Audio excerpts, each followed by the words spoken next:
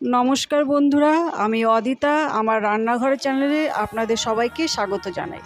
আজকে আমি বানাবো মটন হান্ডি। এখানে আমরা মটনটা নিয়ে নিয়েছি। এবার এই মটনটাকে আমরা সব রকম উপকরণ দিয়ে মেখে নেব। প্রথমে এখানে আমরা হলুদ দিয়ে নিচ্ছি, তারপরে এখানে আদা আর রসুন বাটা আমরা নিয়ে নেব। এখানে আমরা একটার মতন রসুন আর আদা বেটে নিয়েছি। এরপর আমরা 2 চামচের মতো নুন আর তেল দিয়ে ভালো করে মটনটাকে মাখিয়ে নেব।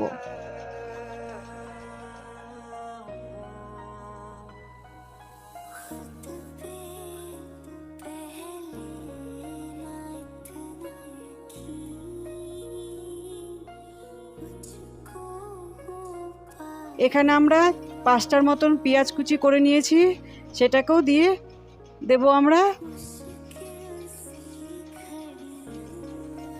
এবার আমরা তেজপাতা, এলাচ, দারচিনি, লবঙ্গটাও দিয়ে দিলাম। আর এখানে আমরা 1টার মতন টমেটো কুচি দিয়েছি আর 1টার মতন আলুও দিয়ে দিলাম। এবার আমরা এটাকে ভালোভাবে মেখে নেব। বন্ধুরা, অবশ্যই আপনারা ঘরে এভাবে মটন হান্ডিটা বানাবেন। এখানে আমরা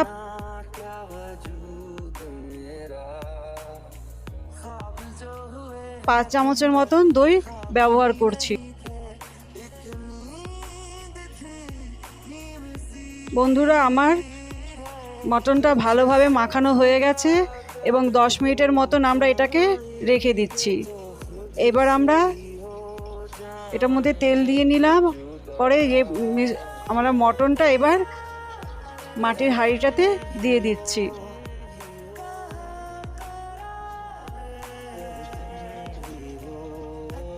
মটন হান্ডির আমাদের মটনটা প্রায় রেডি হয়ে গেছে।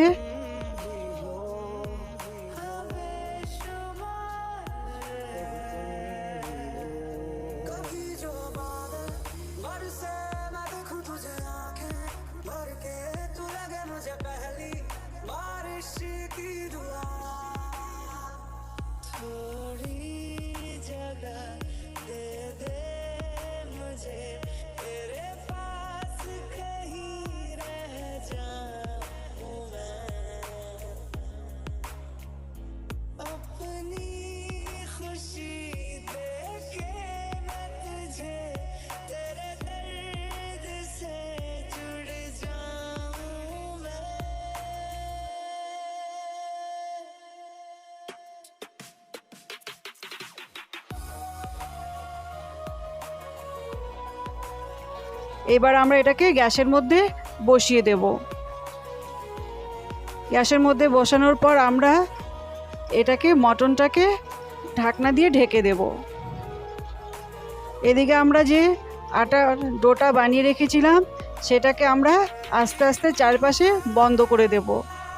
এটাকে আমরা চারপাশে এর জন্য বন্ধ করে দেব যাতে আমাদের ভিতরের ভাপটা বেরিয়ে না আসে।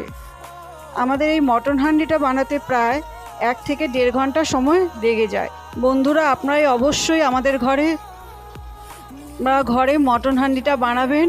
খেতে খুবই ভালো লাগে এবং কমেন্টসে জানাবেন কেমন হচ্ছে খেতে। আপনারা ধীরে ধীরেই মটন হান্ডিটা করবেন, নাহলে কি মটনটা ভেতর থেকে লাগিয়ে যেতে পারে।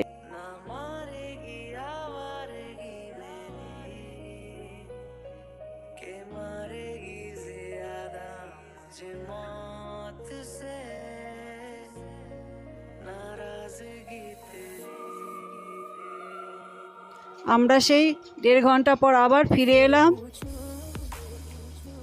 আমরা তো সম্পূর্ণটা ভিডিও দেখাতে পারি না আপনাদের, তাই কেটে কেটেই করতে হয়। দেখুন, এবার আমরা মটনটা নামিয়ে নিলাম গ্যাস থেকে। দেখুন বন্ধুরা, কি সুন্দর একটা কালার এসেছে মটন। এবার আমরা এই মটনটাকে এটিতে নামিয়ে নিচ্ছি। বন্ধুরা, আপনারা অবশ্যই ঘরে এইভাবে মটন হান্ডিটা বানাবেন।